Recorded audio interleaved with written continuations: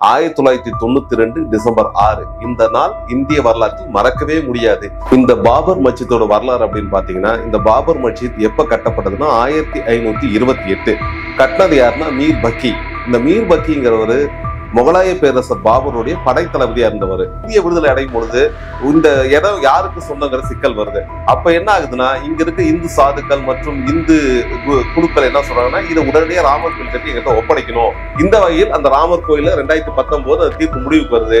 முடிவுக்கு வந்த அடுத்த ஒரு 3 வருடத்துல மத்திய அரசு உடனடியாக நடவடிக்கை எடுத்து 2022 ஜனவரில அங்க ராமர் கோயில் கட்டிட்டாங்க. ஆனால் இந்த தீர்ப்பு கொடுக்கப்பட்டு 4 வருடமாக அடுத்தடுத்து வர உச்ச நீதிமன்ற நீதிபதிகள் இல்ல உயர் நீதிமன்றத்திலிருந்து ரிட்டையர் ஆகிறாங்கல்ல, ஓய்வு பெற்ற நீதிபதிகள் என்ன சொல்றாங்கன்னா,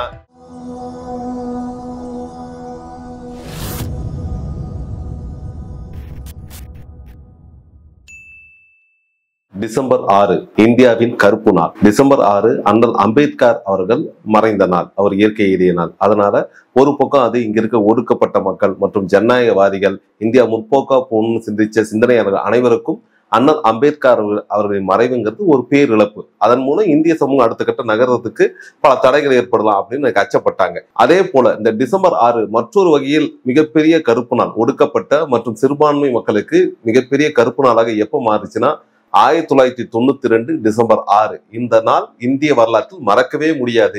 ஏன் மறக்க முடியாது அப்படின்னு நம்ம சொல்றோம்னா, பாபர் மஸ்ஜித் இடிப்பு அன்னைக்குதான் நடந்தேறியது. இன்னும் சொன்ன இடிப்புன்னு சொல்ல முடியாது, அது திட்டமிட்ட ஒரு கலவரம், திட்டமிட்ட திசை மாற்றம், திட்டமிட்ட வரலாற்று மாற்றம்னு நம்ம சொல்ல முடியும். இந்த பாபர் மஸ்ஜிதோட வரலாறு அப்படின்னு பாத்தீங்கன்னா, இந்த பாபர் மஸ்ஜித் எப்ப கட்டப்பட்டதுன்னா 1528. கட்டினது யாருன்னா மீர் பக்கி. இந்த மீர் பக்கிங்கிறவரு முகலாய பேரரசர் பாபருடைய படைத்தளபதியா இருந்தவர். முகலாய பேரரசர் பாபருடைய ஆணைப்படி இந்த மசூதி கட்டப்பட்டதா தகவல் தெரிவிக்கிறாங்க.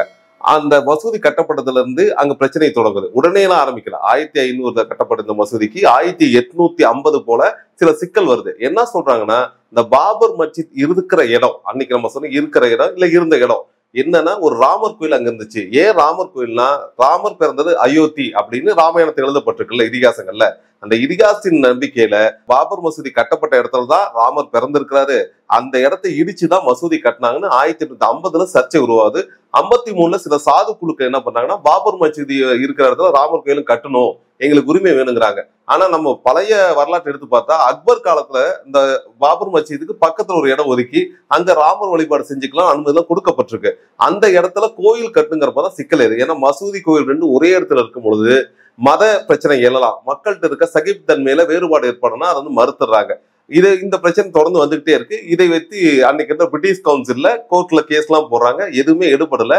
அன்னைக்கு என்ன சொல்லிட்டாங்கன்னா, மசூதி கட்டப்பட்டதுதான், அது எப்படி இருந்தாலும் அது ஒரு பழமையின் சின்னம், அதை இடிக்க கூடாது. இந்த போயிட்டே இருக்கு மாற்றம். இதன் இடையில இந்திய விடுதலை அடைகிறாங்களா, இந்திய விடுதலை அடையும் பொழுது இந்த இடம் யாருக்கு சொந்தங்கிற சிக்கல் வருது. அப்ப என்ன ஆகுதுன்னா, இங்க இருக்க இந்து சாதுக்கள் மற்றும் இந்து குழுக்கள் என்ன சொல்றாங்கன்னா, இதை உடனடியாக ராமர் கோயில் கட்டி எங்கிட்ட ஒப்படைக்கணும், அங்க மசூதி இருக்கக்கூடாதுன்னு தீவிரமான பிரச்சாரம். அதே போல இஸ்லாமிய தரப்புல இருந்தவங்களும் இது பல நாளா நாங்க வழிபாட்டு தலமா வச்சிருக்கிறோம், ஆனால் இந்த பாபர் மஸ்ஜித் தொடரணும் அப்படிங்கிற கருத்துல இருக்காங்க. இந்திய சுதந்திரத்துக்கு பிறகு மிக சிக்கலான இடமா குறிக்கப்பட்ட இடம், நம்ம இந்திய பிரிவினையில் பல இடம் சிக்கலுக்கு உண்டாக்குது. இருந்தாலும் உள்நாட்டில் சிக்கலாக பார்க்கப்பட்ட இடம் இந்த அயோத்தி. அயோத்தி பாபர் மஸ்ஜித் நடந்த மிக சிக்கலான இடம். ஆனாலும் இந்திய அரசு சட்டம் ஏற்றும் போது கூட இந்த பாபர் மஸ்ஜித் வார்த்தை அந்த சட்டத்தில் குறிப்பிடப்படுது. ஏன்னா இது ஒண்ணுதான் பின்னாடி பேசி தீர்க்கப்படலாங்கிற இடத்துக்கு மீதி எந்த மசூதியோ இல்ல வேறு எந்த வழிபாடு தலத்தையோ மாற்றக்கூடாது. 1947 விடுதலை பெற்ற பொழுது எந்தெந்த வழிபாடு தலங்கள் எப்படி இருந்ததோ அப்படியே இருக்கலாம். அது ஒரு சின்ன விதிவிலக்கு. இந்த அயோத்தி பிரச்சனை பேசி முடிக்கப்படல, சட்டத்தின் பார்வையில் அப்படியே நிக்கிறதுனால அதுக்கு மட்டும் விதிவிலக்கு தராங்க. இது இந்திய வரலாற்றை இடம்பெடுத்த இடம். இப்படியேப்பட்ட இடம் என்ன ஆகுதுன்னா, 1949 அங்க இருந்த சாதுக்கள்லாம் மீண்டும் ஒண்ணு சேர்ந்து என்ன பண்றாங்கன்னா, அந்த பாபர் மஸ்ஜித் பக்கத்துல இருக்கிற அந்த மேடையில ஒரு ராமர் கோயில், குழந்தை ராமர் சிலையை வச்சு வழிபட தொடங்குறாங்க. உடனடியாக அங்க சின்ன கலவரம் உருவாகுது. உடனே வழக்கு தொடுக்கப்படுது உள்ளூர் கோர்ட்ல வழக்கு தொடுக்கப்பட்ட என்னன்னா, அந்த இடம் சர்ச்சைக்குரிய இடம், அதனால அதை நம்ம என்ன பண்றோம், அரசுடைமை ஆக்கிட்டு அதை பாதுகாக்கிற வரையில பாபர் மஸ்ஜித்துக்கு 1949 பூட்டு போட்டுறாங்க. பூட்டு போட்டதுக்கு அப்புறமும் என்ன ஆகுதுன்னா, இஸ்லாமிய தரப்புல இல்ல அந்த பூட்டை திறக்கணும், நாங்க வழிபாட்டு நடத்தணும். அதே போல இந்துக்கள் தரப்புல தீவிர இந்துக்கள் இருக்காங்க, அவங்க தரப்புல இங்க ராமர் கோயில் கட்டியே ஆகணும் பிரச்சாரம் அப்பந்தே சூடு பிடிச்சிட்டே வருது. பல வழக்குகள் தொடுக்கப்படுது. இந்த வழக்குகள்லாம் ஒருங்கிணைந்து விசாரிக்க வேண்டிய கட்டத்துல மாவட்ட நீதிமன்றம் தள்ளப்படுது. ஒரு கடந்த 1980-82 சில வழக்குகளை காரணம் காட்டி பாபர் மசூதி மறுபடியும் திறக்கப்படுது.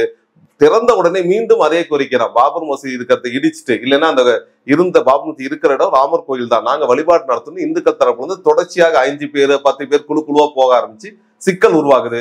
ஆகவே இந்த சிக்கல்ல அதிகமாகும் பொழுது வழக்குகளை ஒன்னா சேர்த்து அலகாபாத் உயர்நீதிமன்றத்திட்ட கொடுத்துட்டாங்க, நீங்க விசாரிச்சு தீர்ப்பு சொல்லுங்கன்னு. அது வரைக்கும் பழைய கட்டுப்பாடு, அந்த மசூதி ஒட்டி இருக்கிற இடத்துல அந்த ராமருடைய சிலை அப்படியே இருக்கணும், அந்த வழிபாடு தொடர்ந்துக்கலாம், இந்துக்கள் அங்க வந்து போய்க்கலாம். அதே போல இஸ்லாமிய தரப்புல அந்த மஸ்ஜித் என்ன செயல்பாடோ அதை செயல்படலாம். 2 பேருக்கு பிணக்கு வரக்கூட ஒரு செவுறு எழுப்பி இந்த சிக்கல் ஓரளவுக்கு அப்போது முடிவுக்கு அந்த மாதிரி தெரிஞ்சது. ஆனா அதன் பிறகு 87 88 காலங்கள்ல ராமர் கோயில் கட்டணும்ட்டு ராமர் இன்னைக்கு நம்ம பாக்குறோம் ரத யாத்திரைன்ட்டு, இந்த ரத யாத்திரையோட தொடக்கம் எப்படின்னா, அந்த ராமர் கோயிலை கட்டுவோங்கிற கோஷத்தை முன்வைத்து அன்னைக்கு இருந்த இந்து மகாசபை, அப்புறம் விஸ்வ இந்து பரிஷத், இந்த அமைப்புகள்லாம் ஒன்று கூடி மிகப்பெரிய பேரணிகள் நடத்துறாங்க. அவங்க திட்டமே என்னன்னா, இந்தியாவோட 4 மூலைகள்ல இருந்து, வடக்கு கிழக்கு தெற்கு மேற்கு, இந்த 4 மூலைகள்ல இருந்தும் கரசேவர்கள் இந்த கோயில் கட்டுறதுக்காக செங்கல் கொண்டு வரணும். இந்த செங்கல்லாம் ஒன்று கூட்டி நம்ம அந்த பாபர் மசீத் இருந்த இடத்துல ராமர் கோயிலை கட்டணும், அதுதான் நம்ம இந்துக்களோட கடமைன்னு மிகப்பெரிய பிரச்சாரம் முன்னெடுத்தாங்க.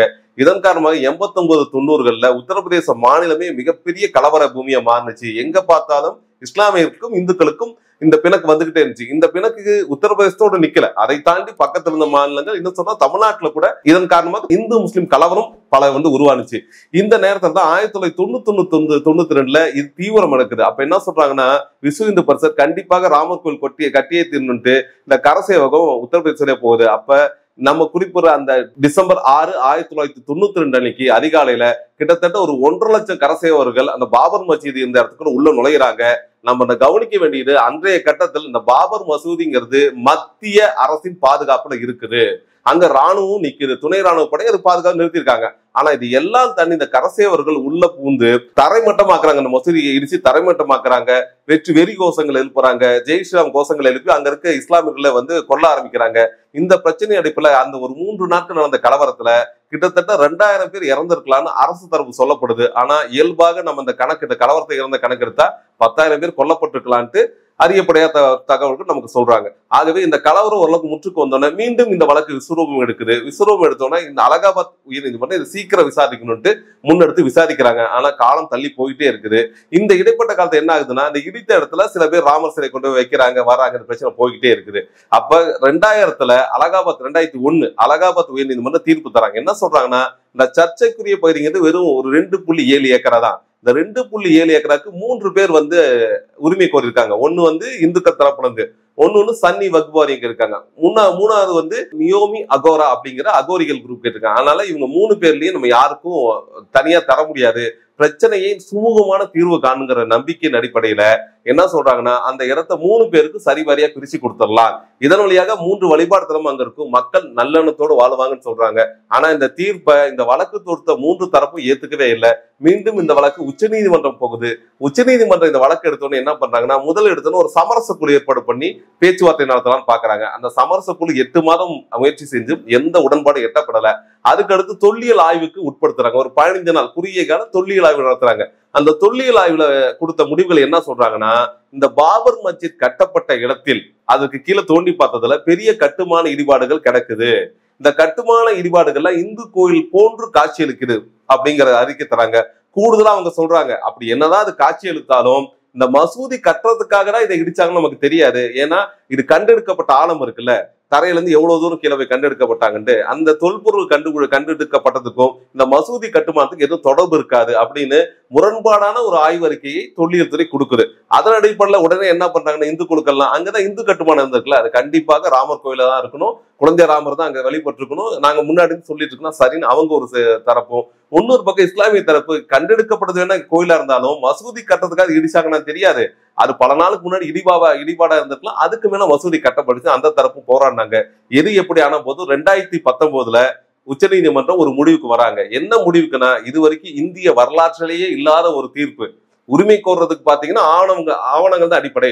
ஆவணங்கள் படி பாபர் மஸ்ஜித் இருந்துக்கான ஆவணம் கிட்டத்தட்ட ஒரு 600 ஆண்டுகளா கையில இருக்குது. இந்து கோயில் இருந்துக்கான ஆவணங்கள் எதுவும் இல்லை. புராண இதிகாசங்கள் சொன்னோம்னா மத நம்பிக்கையின் அடிப்படையில் அந்த இடம் இந்துக்கள் புனிதமாக கருதுவதால், ராமர் அங்கு பிறந்ததாக இவர்கள் நேசிப்பதால் அந்த இடத்தை அவங்களுக்கு கொடுக்கறதா சரியா இருக்குன்னு சொல்லி அந்த 2.7 ஏக்கர் முற்றிலுமாக ராமர் கோயில் கட்டுவதற்கு மத்திய அரசு அனுமதிக்க வேண்டும் என்று ஆணையிட்டதோடு அதை விரைவாக கட்ட வேண்டும் கூடுதலா ஆணை ஒன்று சேர்க்கிறாங்க. அப்போ பாதிக்கப்பட்ட தரப்பு இஸ்லாமிய தரப்புக்கு என்ன பகிர்ந்து சொல்றாங்க? உச்சநீதிமன்ற தீர்ப்பு, ரஞ்சன் கோகோய் இன்னைக்கு உச்சநீதிமன்ற நீதிபதி என்ன தீர்ப்பு சொல்றாங்கன்னா, இஸ்லாமியர்களுடைய உணவுகளை அங்க மதிக்கிறோம், அதனால பாபர் மசீதி இருந்த இடத்துல இருந்து 20 கிலோமீட்டர் தள்ளி ஒரு இடத்தை தரத்துக்கு முடிவு பண்றாங்க.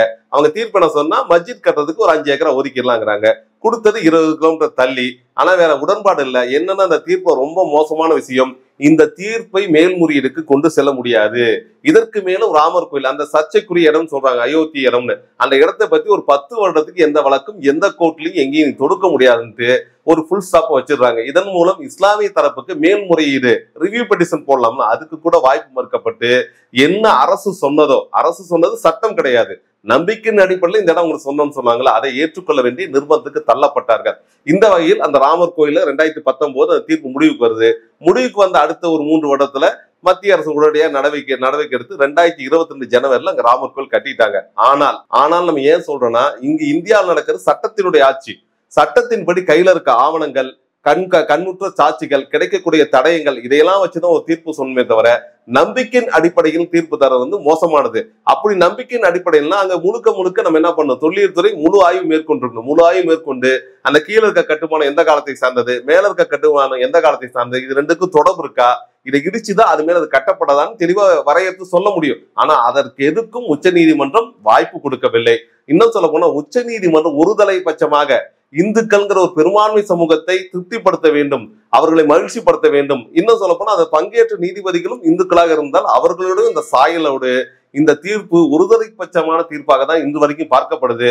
ஏன்னா அந்த தீர்ப்பு கொடுக்கப்பட்டு 4 வருடமாக அடுத்தடுத்து வர உச்ச நீதிமன்ற நீதிபதிகள் இல்ல உயர் நீதிமன்றத்திலிருந்து ரிட்டையர் ஆகிறாங்கல்ல, ஓய்வு பெற்ற நீதிபதிகள் என்ன சொல்றாங்கன்னா, இப்படி ஒரு மோசமான தீர்ப்பு வரலாற்றுல பார்த்ததே இல்லைன்ட்டு நம்ம புகழ்பெற்ற உச்ச நீதிமன்ற நீதிபதி மார்க்கண்டேய கச்சேரி கூட சொல்றாரு, இப்படி ஒரு தீர்ப்பை கொடுக்கவே முடியாது, சான்றுகள் இல்லாமல் வெறும் நம்பிக்கை எப்படி தீர்ப்பு கொடுக்கப்பட்டா இது எல்லா இடத்துக்கும் எதிரொலிக்குன்னு அன்னைக்கே குறிப்பிட்டாரு.